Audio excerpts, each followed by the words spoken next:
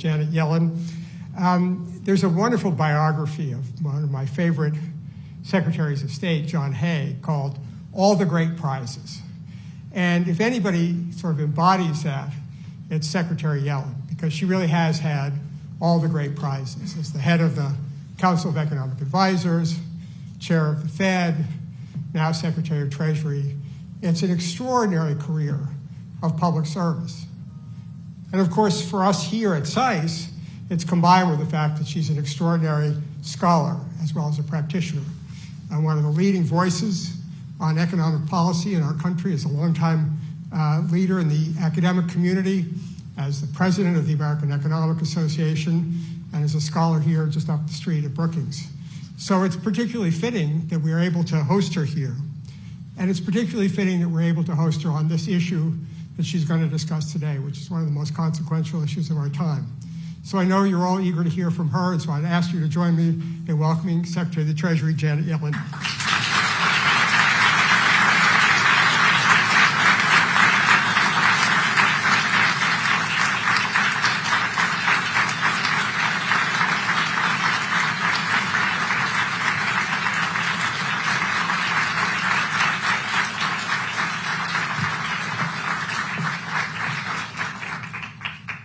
Thank you so much, and good morning, everyone. Dean Steinberg, thank you for your kind introduction, and thank you for your service to our country. I'm grateful for your contributions, not only during your time in government, but here at SAIS. And I'm particularly glad to be at this institution. SAIS has one of the oldest and most extensive China studies programs in the country. In 1979, the United States established full diplomatic relations with the People's Republic of China, and just 2 years after, your university leaders had their own talks with their Chinese counterparts.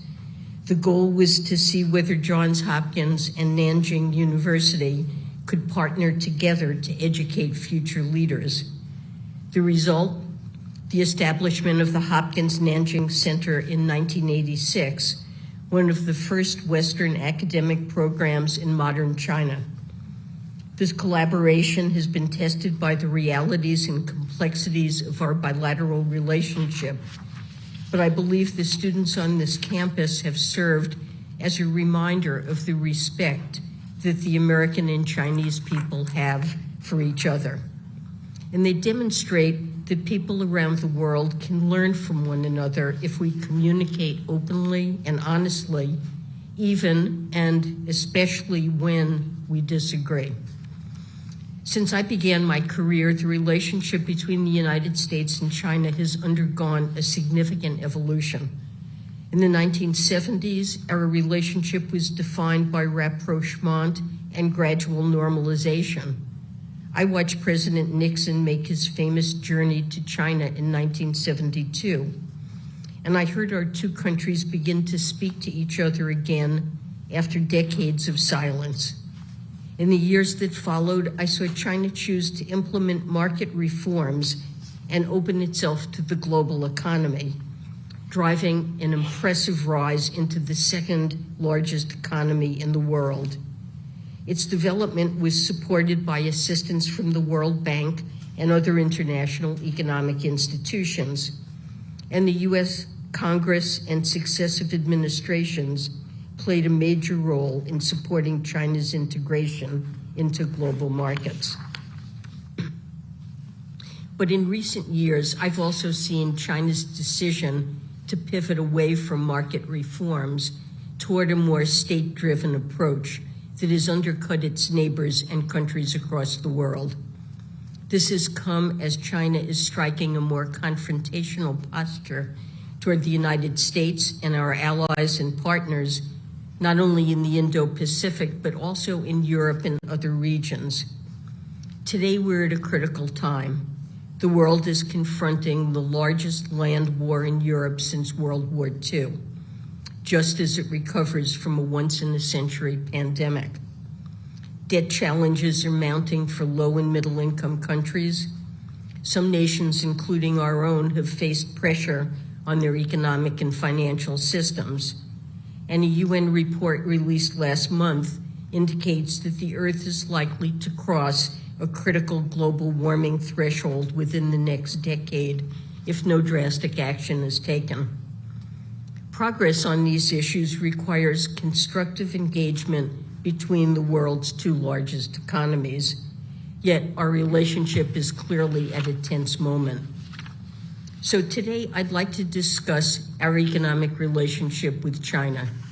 My goal is to be clear and honest, to cut through the noise and speak to this essential relationship based on sober realities. The United States proceeds with confidence in its long-term economic strength. We remain the largest and most dynamic economy in the world. We also remain firm in our conviction to defend our values and national security. Within that context, we seek a constructive and fair economic relationship with China. Both countries need to be able to frankly discuss difficult issues, and we should work together when possible for the benefit of our countries and the world. Our economic approach to China has three principal objectives. First, we will secure our national security interests and those of our allies and partners, and we will protect human rights. We will clearly communicate to the PRC our concerns about its behavior, and we will not hesitate to defend our vital interests. Even as our targeted actions may have economic impacts, they are motivated solely by our concerns about our security and values. Our goal is not to use these tools to gain competitive economic advantage. Second, we seek a healthy economic relationship with China, one that fosters growth and innovation in both countries. A growing China that plays by international rules is good for the United States and the world. Both countries can benefit from healthy competition in the economic sphere. But healthy economic competition, where both sides benefit, is only sustainable if this competition is fair. We will continue to partner with our allies to respond to China's unfair economic practices, and we will continue to make critical investments at home while engaging with the world to advance our vision for an open, fair, and rules-based global economic order. Third, we seek cooperation on the urgent global challenges of our day. Since last year's meeting between Presidents Biden and Xi, both countries have agreed to enhance communication around the macroeconomy and cooperation on issues like climate and debt distress. But more needs to be done. We call on China to follow through on its promise to work with us on these issues, not as a favor to us, but out of our joint duty and obligation to the world. Tackling these issues together will also advance the national interests of both of our countries. Let me begin by discussing the state of our economies. In recent years, many have seen conflict between the United States and China as increasingly inevitable. This was driven by fears shared by some Americans that the United States was in decline and that China would imminently leapfrog us as the world's top economic power, leading to a clash between nations. It's important to know this. Pronouncements of U.S. decline have been around for decades, but they have always been proven wrong.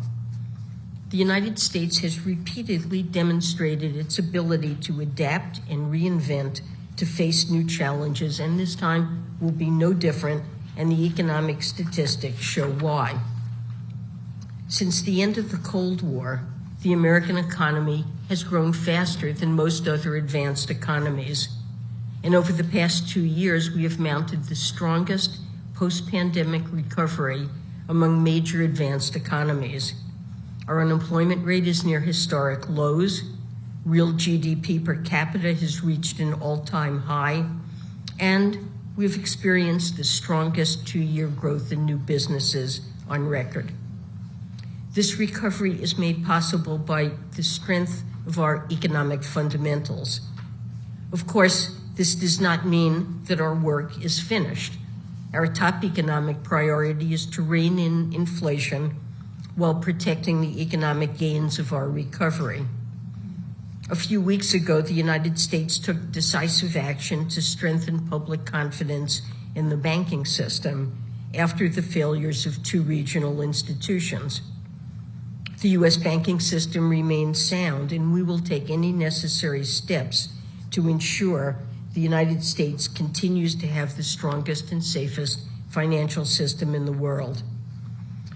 Over the past few decades, China has experienced an impressive economic rise. Between 1980 and 2010, China's economy grew by an average of 10% per year, and this led to a truly remarkable feat, namely the rise of hundreds of millions of people out of poverty. China's rapid catch-up growth was fueled by its opening up to global trade and pursuit of market reforms. But like many countries, China today faces its share of near-term headwinds. This includes vulnerabilities in its property sector, high youth unemployment, and weak household consumption. In the longer term, China faces structural challenges. Its population is aging, and its workforce is already declining.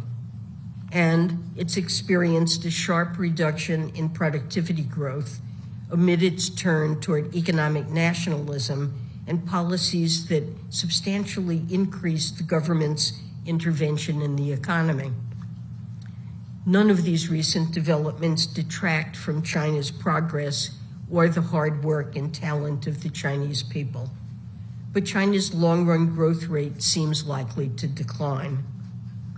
Of course, an economy's size is not the sole determinant of its strength. America is the largest economy in the world, but it also remains an unparalleled leader on a broad set of economic metrics, from wealth to technological innovation. U.S. GDP per capita is among the highest in the world and over 5 times as large as China's. More than resources or geography, our country's success can be attributed to our people, values, and institutions. American democracy, well, not perfect, protects the free exchange of ideas and rule of law that is at the bedrock of sustainable growth. Our educational and scientific institutions lead the world. Our innovative culture is enriched by new immigrants, including those from China, enabling us to continue to generate world-class, cutting-edge products and industries. Importantly, our economic power is amplified because we don't stand alone. America values our close friends and partners in every region of the world, including the Indo-Pacific. In the 21st century, no country in isolation can create a strong and sustainable economy for its people. That's why, under President Biden's leadership, we've sought to rebuild and reinvest in our relationships with other countries. All this is to say, China's economic growth need not be incompatible with U.S. economic leadership. The United States remains the most dynamic and prosperous economy in the world, and we have no reason to fear healthy economic competition with any country. There are many challenges before us, but the President and I believe that China and the United States can manage our economic relationship responsibly. We can work toward a future in which both countries share in and drive global economic progress. Whether we can reach this vision depends in large part on what both countries do in the next few years. So let me speak to our first objective: securing our national security and protecting human rights. These are areas where we will not compromise. As in all of our foreign relations, national security is of paramount importance in our relationship with China. For example, we've made clear that safeguarding certain technologies from the PRC's military and security apparatus is of vital national interest. We have a broad suite of tools to achieve this aim. When necessary, we will take narrowly targeted actions. The U.S. government's actions can come in the form of export controls. They can include additions to an entity list that restricts access by those that provide support to the People's Liberation Army. The Treasury Department has sanctioned authorities to address threats related to cybersecurity and China's military-civil fusion. We also carefully review foreign investments in the United States for national security risks and take necessary actions to address any such risks. And we're considering a program to restrict certain U.S. outbound investments in specific sensitive technologies with significant national security implications. As we take these actions, let me be clear. These national security actions are not designed for us to gain a competitive economic advantage or to stifle China's economic and technological modernization. Even though these policies may have economic impacts, they are driven by straightforward national security considerations, and we will not compromise on these concerns even when they force trade-offs with our economic interests. There are key principles that guide our national security actions in the economic sphere. First, these actions will be narrowly scoped and targeted to clear objectives. They will be calibrated to mitigate spillovers into other areas. Second, it's vital that these tools are easily understood and enforceable, and they must be readily adaptable when circumstances change. Third, when possible, we will engage and coordinate with our allies and partners in the design and execution of our policies. In addition, communication is essential to mitigating the risk of misunderstanding and unintended escalation. When we take national security actions, we will continue to outline our policy reasoning to other countries, and we will listen and address concerns about unintended consequences. Among our most pressing national security concerns is Russia's illegal and unprovoked war against Ukraine. In my visit to Kyiv, I saw firsthand the brutality of Russia's invasion. The Kremlin has bombed hospitals, destroyed cultural sites, attacked energy grids to cause widespread pain and suffering among civilians.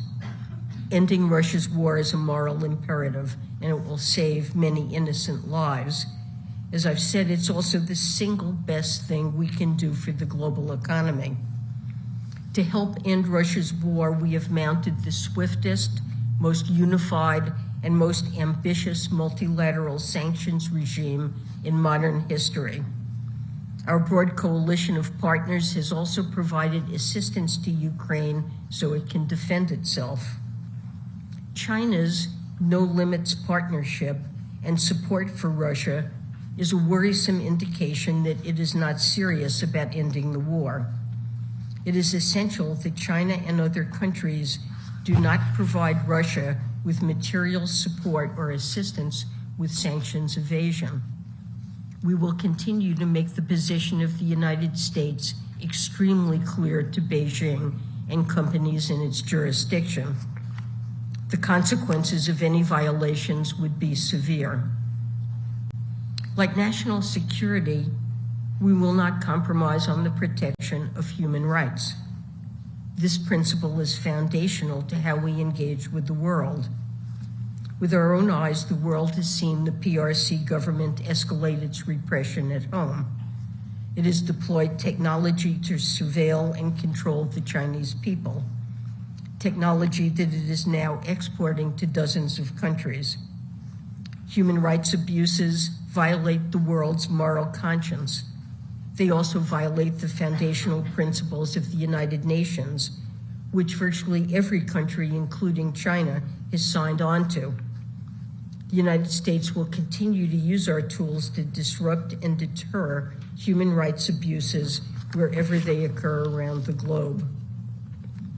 In public and in private with Beijing, the United States has raised serious concerns about the PRC government's abuses in Xinjiang, as well as in Hong Kong, Tibet, and other parts of China. And we have and will continue to take action. We've imposed sanctions on the PRC's regional officials and companies for a range of human rights abuses, from torture to arbitrary detention. And we're restricting imports of goods produced with forced labor in Xinjiang. Across these actions, we're working in concert with our allies, knowing that we're more effective when we all go at it together.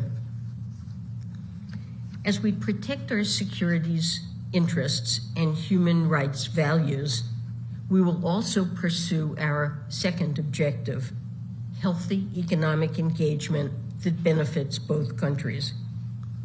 Let's start with the obvious. The US and China are the two largest economies in the world, and we are deeply integrated with one another. Overall trade between our countries reached over $700 billion in 2021. We trade more with China than with any countries other than Canada and Mexico. American firms have extensive operations in China. Hundreds of Chinese firms are listed on our stock exchanges, which are part of the deepest and most liquid capital markets in the world. According to the Nature Index, the United States and China are each other's most significant scientific collaborators, and China remains among the top sources for international students in the United States. As I've said, the United States will assert ourselves when our vital interests are at stake, but we do not seek to decouple our economy from China's. A full separation of our economies would be disastrous for both countries. It would be destabilizing for the rest of the world. Rather, we know that the health of the Chinese and US economies is closely linked. A growing China that plays by the rules can be beneficial for the United States. For instance, it can mean rising demand for US products and services and more dynamic US industries. In April 2021, I delivered my first major international economic policy speech as Treasury Secretary, and I said that credibility abroad begins with credibility at home. At a basic level, America's ability to compete in the 21st century turns on the choices that Washington makes, not those that Beijing makes. Our economic strategy is centered around investing in ourselves, not suppressing or containing any other economy. In the 2 years since my speech, the United States has pursued an economic agenda that I call modern supply-side economics. Our policies are designed to expand the productive capacity of the American economy, namely to raise the ceiling for what our economy can produce. To do so, President Biden has signed 3 historic bills into law.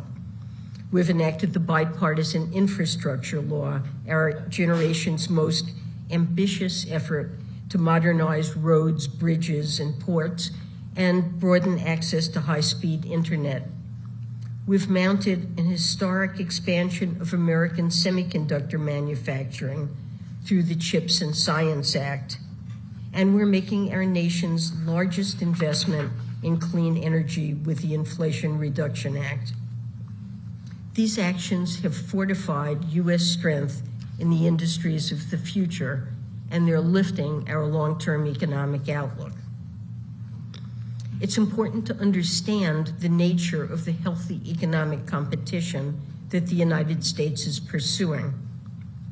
The United States does not seek competition that is winner take all. Instead, we believe that healthy economic competition with a fair set of rules can benefit both countries over time. A basic principle of economics is that sustained, repeated competition can lead to mutual improvement. Sports teams perform at a higher level when they consistently face top rivals. Firms produce better and cheaper goods when they compete for consumers. There is a world in which, as companies in the US and China challenge each other, our economies can grow, standards of living can rise, and new innovations can bear fruit.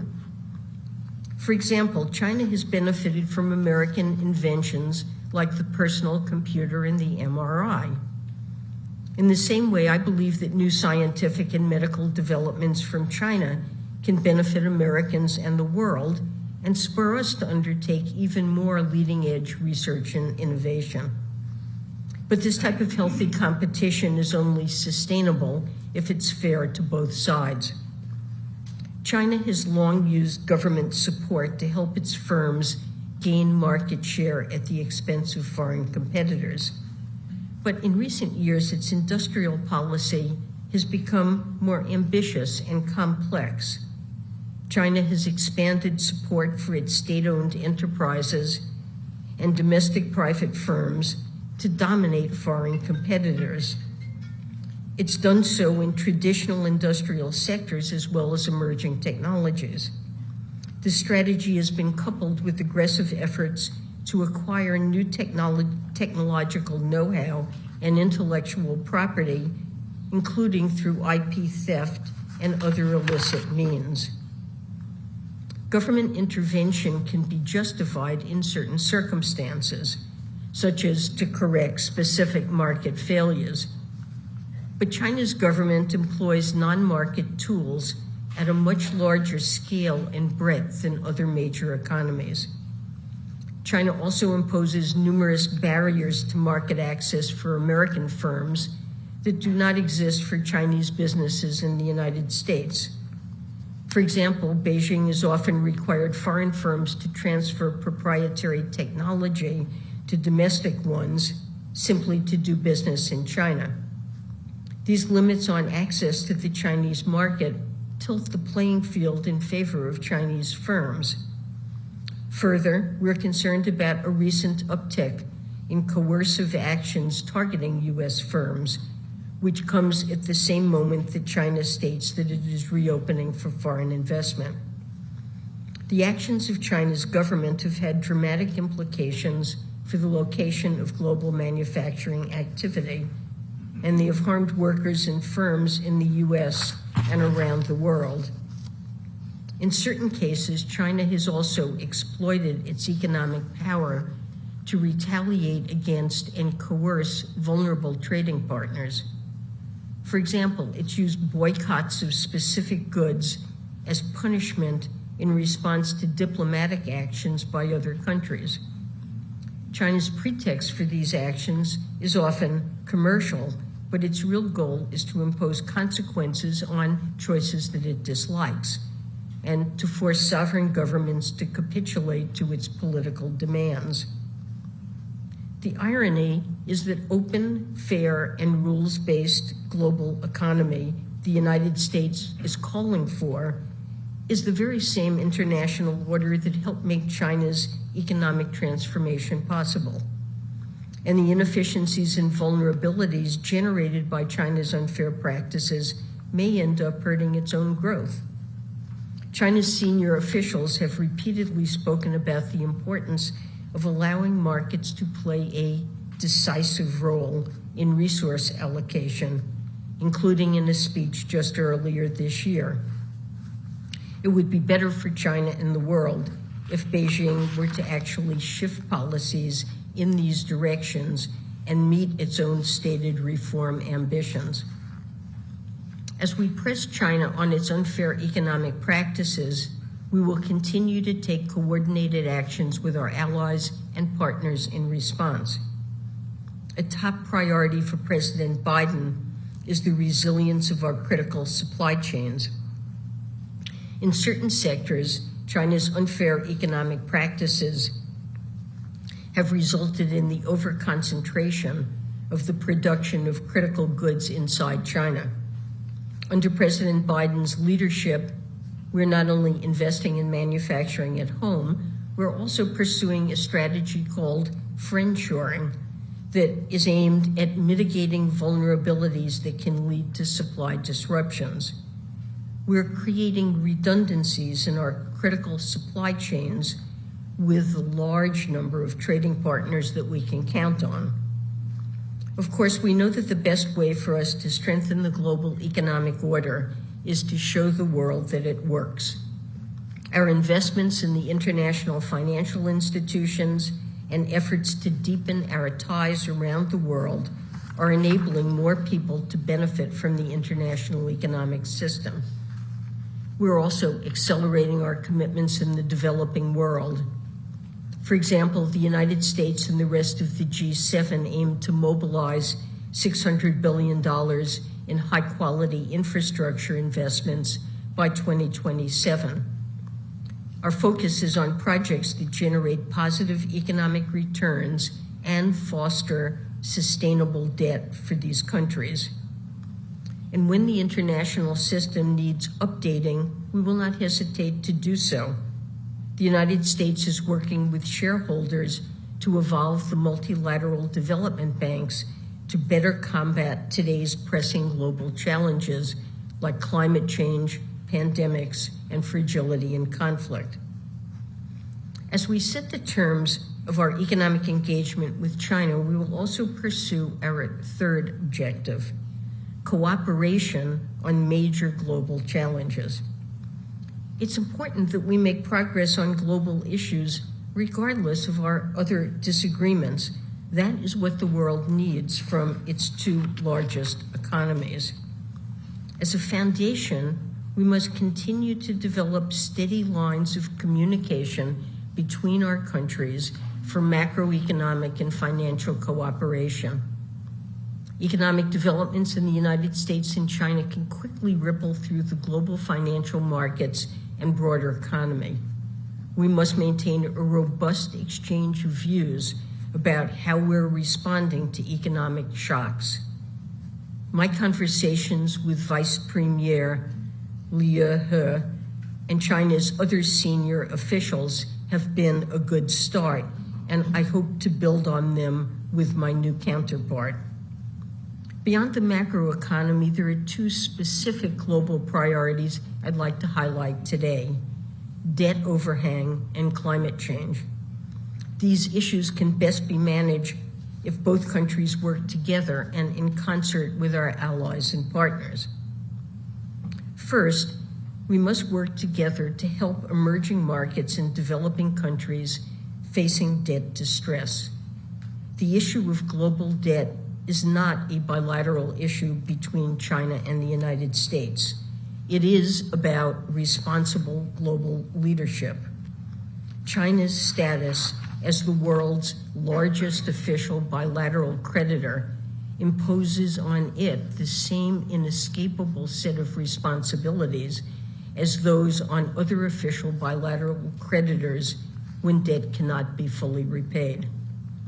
China's participation is essential to meaningful debt relief, but for too long it is not moved in a comprehensive and timely manner. It is served as a roadblock for necessary action. Earlier this year, I felt the urgency of debt relief firsthand when I visited Zambia. Government and business leaders spoke to me about how Zambia's debt overhang has held back critical public and private investment and depressed economic development. But Zambia is not the only country in this situation. The IMF estimates that more than half of low-income countries are close to or already in debt distress. The United States has had extensive discussions with Beijing about the need for speedy debt treatment. We welcome China's recent provision of specific and credible financing assurances for Sri Lanka, which has enabled the IMF to move forward with the program. But now all of Sri Lanka's bilateral creditors, including China, will need to deliver debt treatments in line with their assurances in a timely manner. We continue to urge China's full participation to provide debt treatments in other countries in line with IMF parameters. This includes urgent cases like Zambia and Ghana. Prompt action on debt is in China's interest. Delaying needed debt treatments raises the cost both for borrowers and creditors. It worsens borrowers' economic fundamentals and increases the amount of debt relief they will eventually need. More broadly, there's considerable room for improvement in the international debt restructuring process. With the IMF and World Bank, we're working with a range of stakeholders to improve the common framework process for low-income countries and the debt treatment process more generally. As I heard from Zambian officials, solving these issues is a true test of multilateralism. Second, we must work together to tackle long-standing global challenges that threaten us all, and climate change is at the top of that list. History shows us what our two countries can do. Moments of climate cooperation between the United States and China have made global breakthroughs possible, including the Paris Agreement. We have a joint responsibility to lead the way. China is the largest emitter of greenhouse gases, followed by the United States. The U.S. will do its part. Over the past year, the United States has taken the boldest domestic climate action in our nation's history. Our investments put us on track to meet U.S. commitments under the Paris Agreement and achieve net zero by 2050. And they will have positive spillovers for the world, including through reductions in the cost of clean energy technologies. We're also working abroad to help countries make a just energy transition to reduce their carbon emissions. These transitions will also help expand energy access and provide economic opportunity for impacted communities and workers. We expect China to deliver on its commitments in our joint Glasgow Declaration. This includes meeting mitigation targets and ending overseas financing of unabated coal-fired power plants. China should also support developing countries and emerging markets in their clean energy transitions.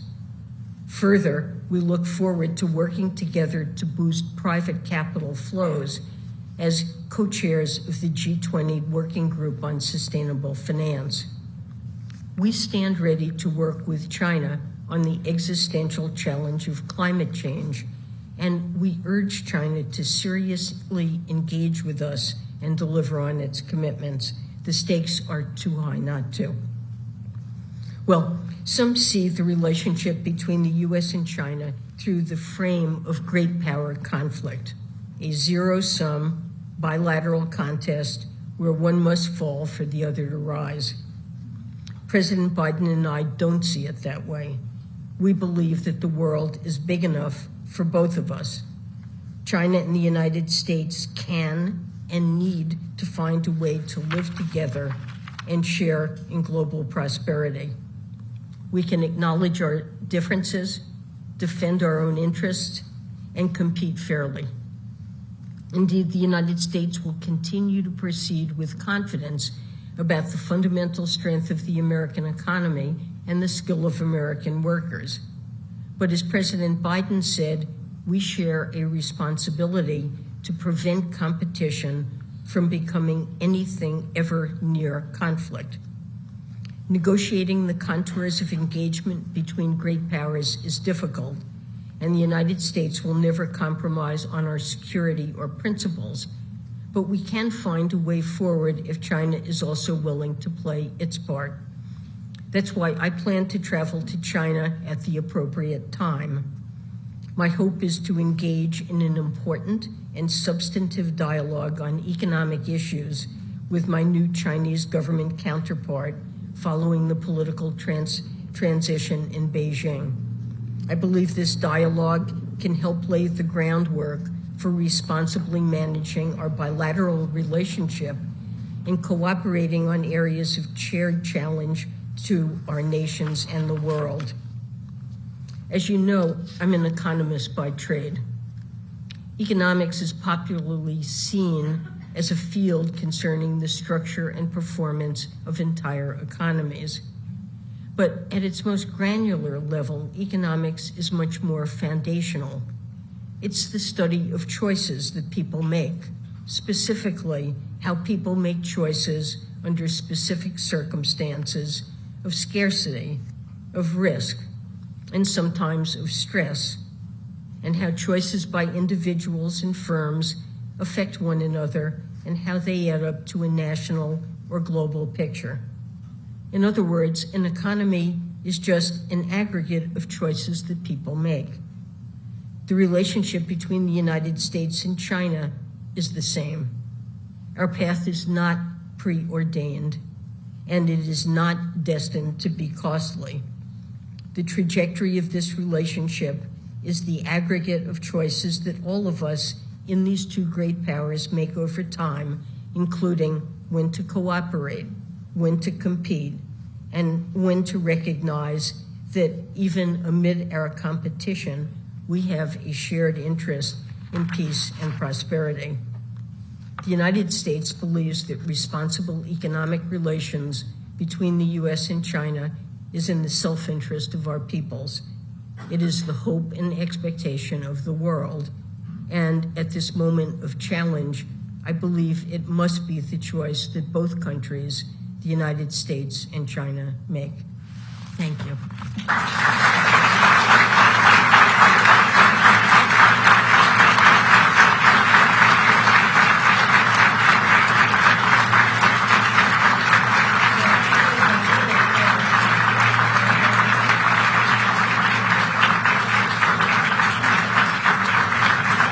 Thank you for coming. That concludes our program.